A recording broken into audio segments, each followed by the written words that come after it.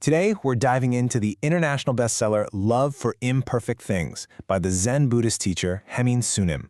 It's this beautiful collection of essays and thoughts that act as a gentle guide to finding some peace and self-acceptance in a world that, is always telling us we need to be perfect.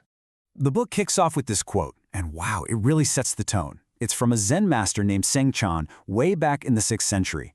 Just imagine that for a second. What would it feel like to live a life without that constant anxiety about not being good enough? That's the freedom we're going to explore. And that brings us to the big question, right? We all feel that pressure. It comes from everywhere. Social media, our jobs, even our families. So how on earth do we actually push back against all that and start embracing the parts of ourselves that we've been taught to hide away? Well, to even begin to answer that, we've got to look at what Hemin Sunim calls the perfection trap. This is the source of so much of our daily stress and dissatisfaction. Does any of this sound familiar? I mean, yeah. The author points out that when we really look at our lives, these little gaps are everywhere. The difference between what we say and what we do, the plans that completely fall apart, the relationships we kind of mess up, this is just the messy, normal reality of being human. But we so often see it as some kind of huge personal failure. Okay, so this is where things get really interesting and maybe a little counterintuitive. Sunim argues that one of the biggest traps we fall into is actually the desire to be seen as good. I know, that sounds totally backward, but let's break it down. I want you to think back to your childhood for a second. Were you the good kid? The one who never caused any trouble, who always did what the grown-ups said? The author suggests that for a lot of us, that early programming actually set a pretty dangerous pattern in motion. This slide just lays it all out, doesn't it? We think being good means being kind and helpful, but what it often means in reality is just going along with what everyone else wants, pushing our own needs down, and never really learning how to stand up for what we want. And here's the kicker. Trying so hard to be good to everybody else often means you're being really bad to yourself. And there's a cost to all of this. When we're constantly bottling up our feelings, our frustrations, our needs, all the times we wanted to say no, that energy has to go somewhere, right? It doesn't just vanish.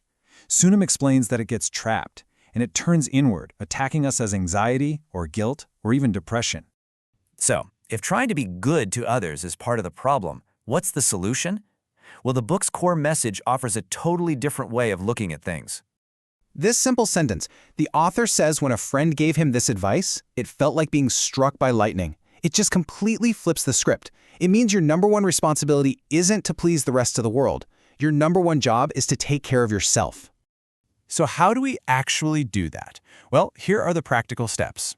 It all starts with just listening. Tuning in to that quiet voice inside you that knows what you really need. Then, getting brave enough to say it out loud. And so important, remembering that no is a complete sentence. This isn't selfish, it's a fundamental responsibility you have to yourself. And this analogy is just perfect. We've all heard it on a plane. Put on your own oxygen mask before you try to help anyone else. Why? Because if you pass out, you're no good to anybody. It's the exact same principle in life. You can only genuinely show up and care for others when you've first taken care of yourself.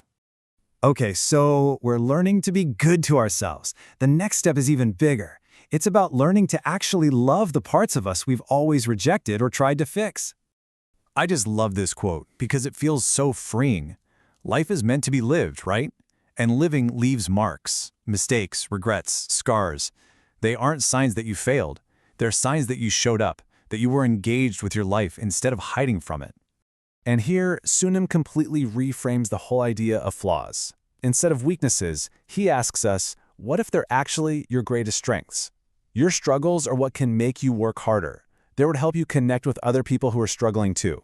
Your imperfection is your humanity. The author includes this incredible quote from Van Gogh, and it's such a powerful call to action.